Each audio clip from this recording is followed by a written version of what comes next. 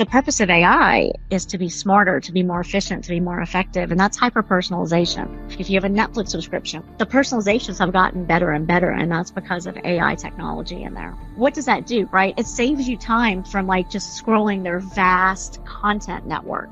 And that's honestly what made streaming so palatable for the masses, is because it is a time saver. It is the continuous flow of information. And that's what we're seeing with AI. It's giving us continuous flow of information that's perfectly suited for us. Welcome to the Executive Connect podcast. I'm thrilled to have Salena Accardo here today to speak with us on AI.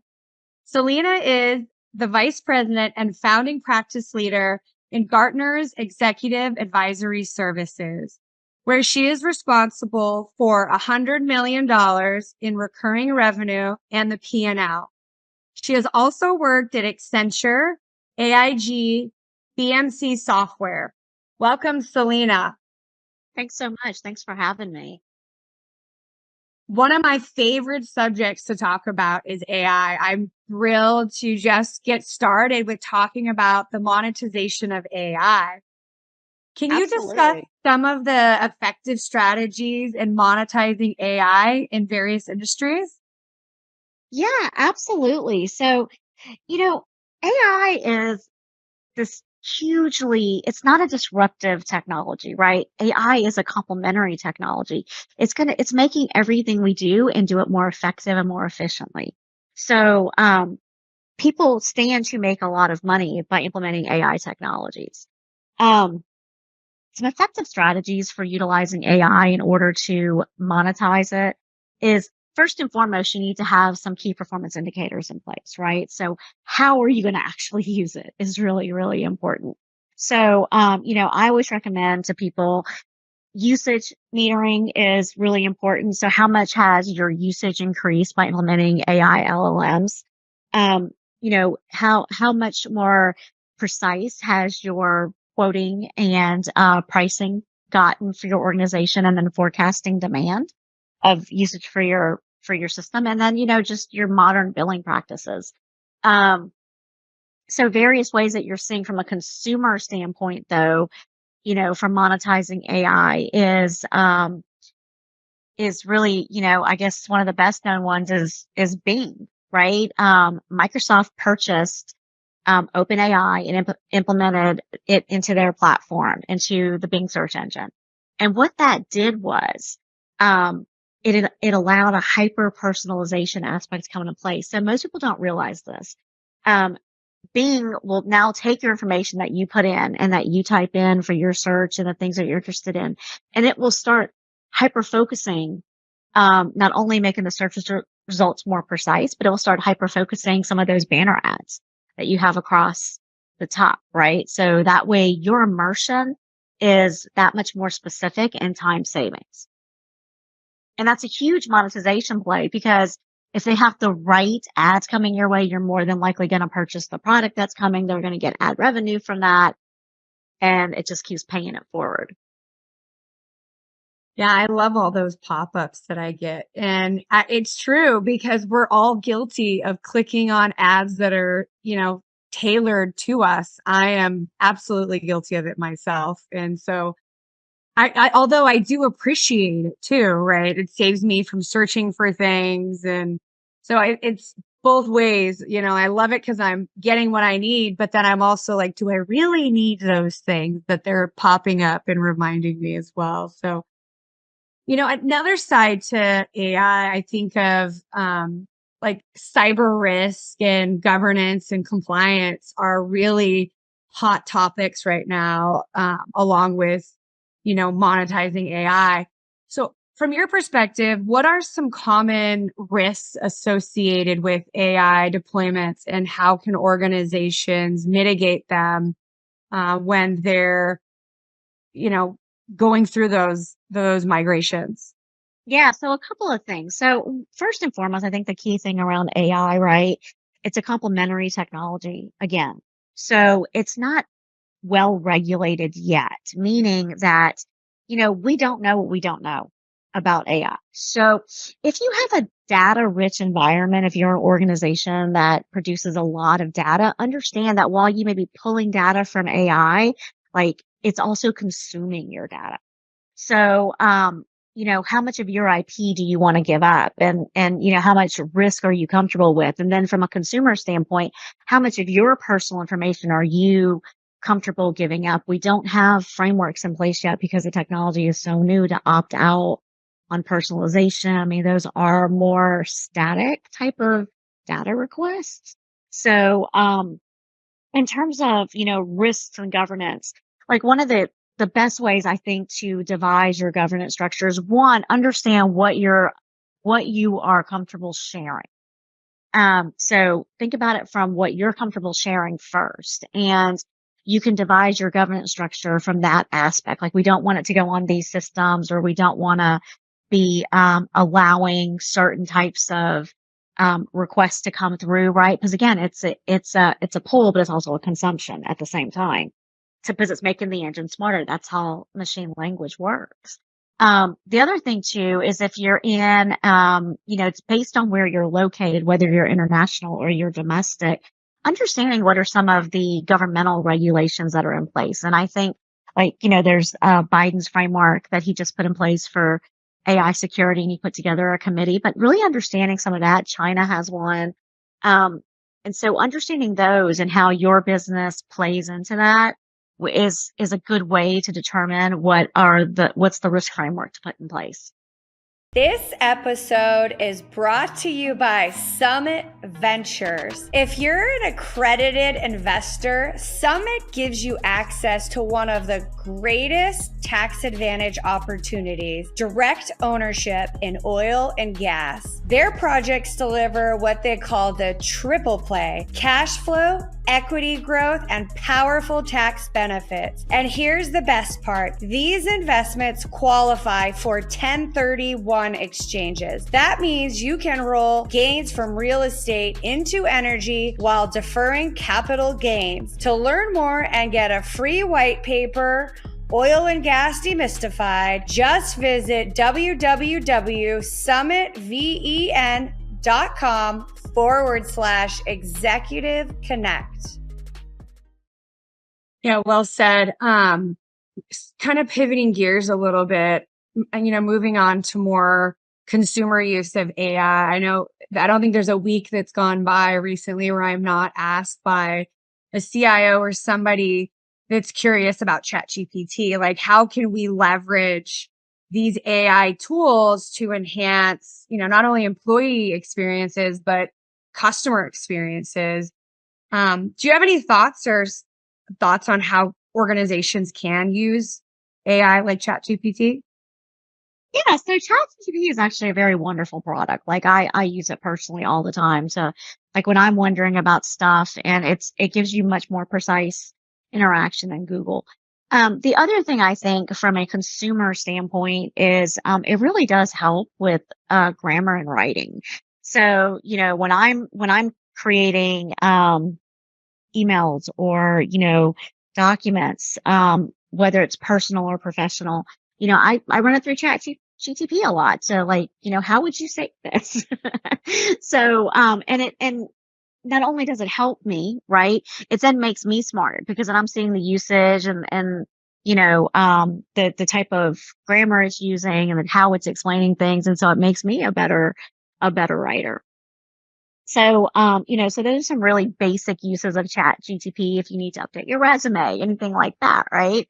It can give you some really great examples and help you with that. The other thing I really like, some innovative AI applicant, like consumer companies that have utilized ChatGPT, or used it as the backbone for, their AI powered support is like Tesla. So like when, Tesla is probably the epitome of smart design and, innovative technologies. Well, when you go to Tesla's website or you need to log in and speak with someone, you're actually talking with a bot that they've created, from AI. And, same thing with Cardinal Health.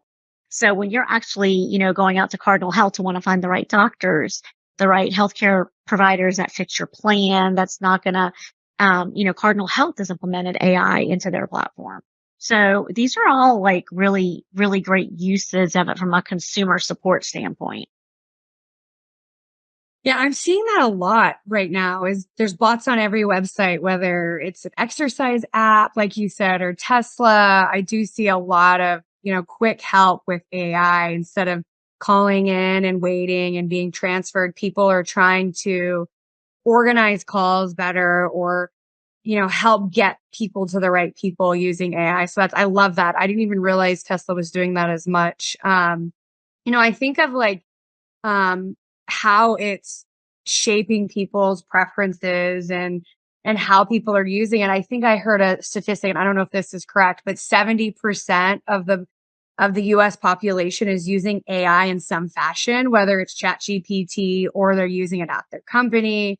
And so when I think of AI, I'm wondering like how it's going to be evolving, like even just this year, typically in tech, we talk like, 1 to 5 years, but AI seems to be evolving so much faster than, since I've been in tech. So how do you see it shaping behavior preferences and maybe challenges that go along with that? So I think from a consumer standpoint, what we're going to see is because AI is really going to focus in on hyper personalization. You know, um, from a marketing standpoint, there's 9 touch points with a customer generally in the marketing life cycle. And that's with any product, any service, right? Well, the purpose of AI is to be smarter, to be more efficient, to be more effective. And that's hyper personalization. So, I mean, as you can see, like if you have a Netflix subscription, which I think just about everybody in the free world does, you know, um, the personalizations have gotten better and better. And that's because of AI technology in there. And what does that do, right? It saves you time from like just scrolling their vast content network. Well, think about if you can get that level of personalization in everything that you're doing. Think about how much time you're saving. I mean, I kind of liken this to what I saw kind of emerge with in media with streaming services, right? One of the beauty of streaming services is they don't have commercials, right? That was one of the vast beauties. Like I have a 19-year-old son, and a couple of years ago, when he was a teenager and still at home, not in college yet, I had gotten a Hulu subscription, and I gotten the Hulu subscription through my phone provider, so it actually did have commercial breaks, right? So it wasn't straight streaming, and that was free through my my phone provider. Well, he turned around without me knowing and upgraded it to the non-commercial version, which was like $60 a month. And so I see this show up and I'm like, whoa, whoa, what is this? I'm not paying $60 a month for Hulu.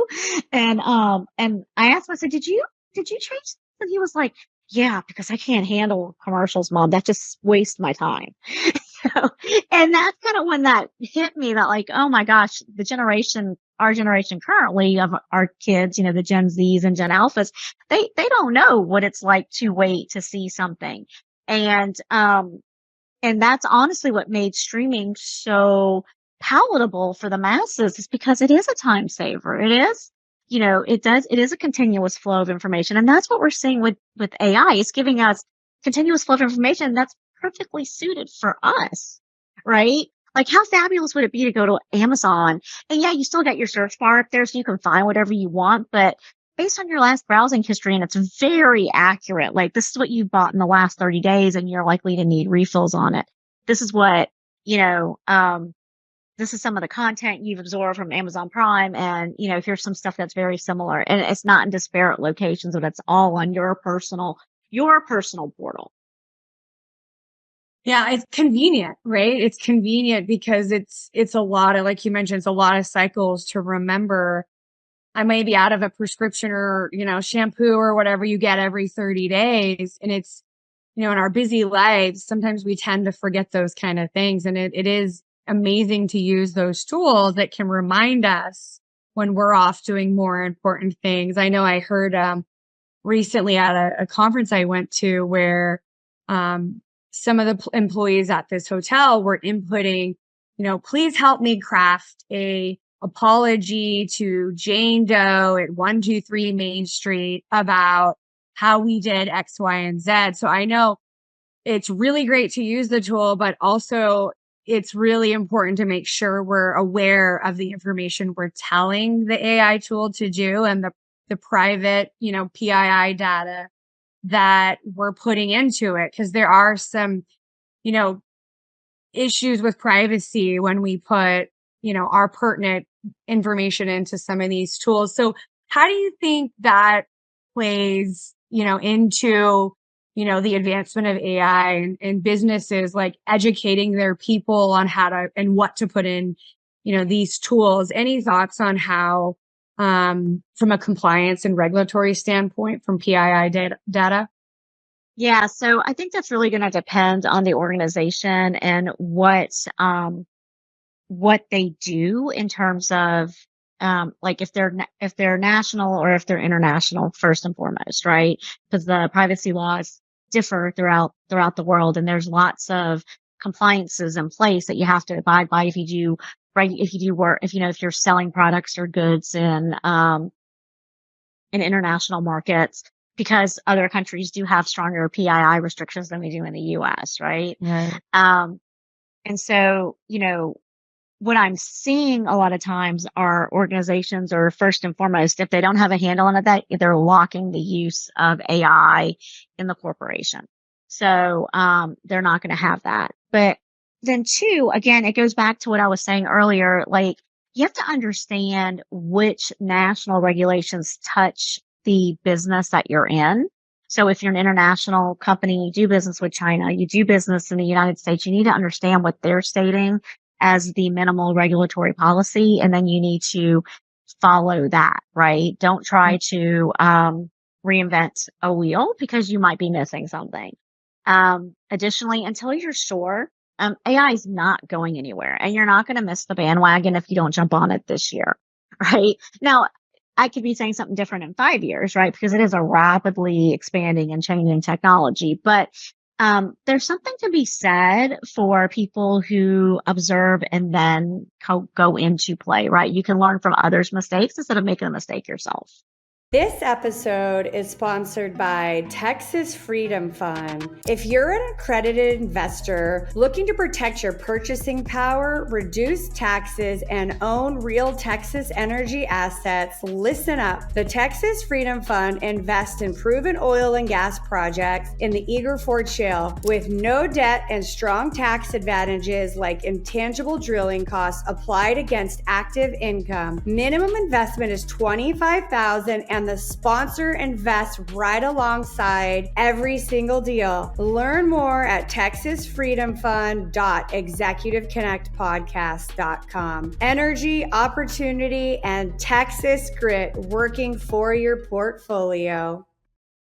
Yeah, absolutely. I've been hearing different metrics about how businesses are using AI. We're able to catch more of this, or, give our employees an hour back in their day. Have you heard any like specific metrics tied to AI and productivity in the workplace? In terms of productivity, no, not yet. And I've heard more effectiveness metrics, like I was giving you the example, and I think education is one of the really big ones, right? Um, I've heard, that students have become, and there have been some pilot studies across, some K through 12 schools that are utilizing AI tools like Socratic and, Chegg, to help the students and not be like, and not be a no, you can't use it, but actually utilizing them to help them prepare better. And we've heard, there is data, preliminary data to support that they are effective users. They're effective, suppliers of, quality information to students. So, and that's what we want, right? I mean, we're educating our students. We want to make them smarter. We want to make them more effective. And so utilizing AI, in that type of arena, I think can be very, very beneficial. And that's where I'm hearing some of those more effectiveness metrics. In terms of productivity metrics, I know some teachers personally who have experimented with utilizing AI like ChatGPT or even Bing, right? Just putting it into the Bing search bar, to help them refine their lesson plans. And they have found that immensely helpful. and put in some really creative things to help engage the students. And so that's, because you're literally taking into account probably 50,000 brains, right? Versus 2 brains or 3 brains. So, I would think that would be a strong effectiveness, or productivity metric because, one of the things I have some close friends that are teachers and they tell me like lesson planning is probably like the long tail in their day. Yeah. Now I'm curious, which one do you think is the best for those type of things? So if you want to, let's say you want to clean up, you're writing a 1,000-word article and you want to make sure your grammar is right, or maybe expanding it to 1,200 words. Is there one that you go to typically? So one that I've used typically, and like my kids use it a lot because of school and everything is Grammarly, right? Grammar. Grammarly, because that's also embedded in most Microsoft applications, or it embeds easily with Microsoft applications. Most kids are writing on Word. And what I like about Grammarly, it doesn't write out your information for you. You have to write it and then it will improve it. I find for business facing information, like if you just want to do like an email and you're not quite sure how to word it, ChatGPT is kind of fun to ask, like, how do I write this and make me sound empathetic if you're not a naturally empathetic person, right? Or, how do I sound directive? Or, like I've played around with stuff like that and ChatGPT's popped out some pretty cool stuff, like some pretty cool, concise emails that sound the way I want them to sound, not the way I personally would say it. And then, another one that can be really helpful to help kids think further, and I know it's kind of big in schools, is Socratic and then Chegg. Chegg's another big one. So yeah, I keep saying I'm going to take one question and ask all, the top 5 tools and see what responses I get. It'd kind of be a neat experience to take the same question and plug it into different tools and see what kind of content it outputs. And I keep saying I'm going to do that, Salena, and I haven't done it yet. So it is on my to-do list to try one question and see how it comes out.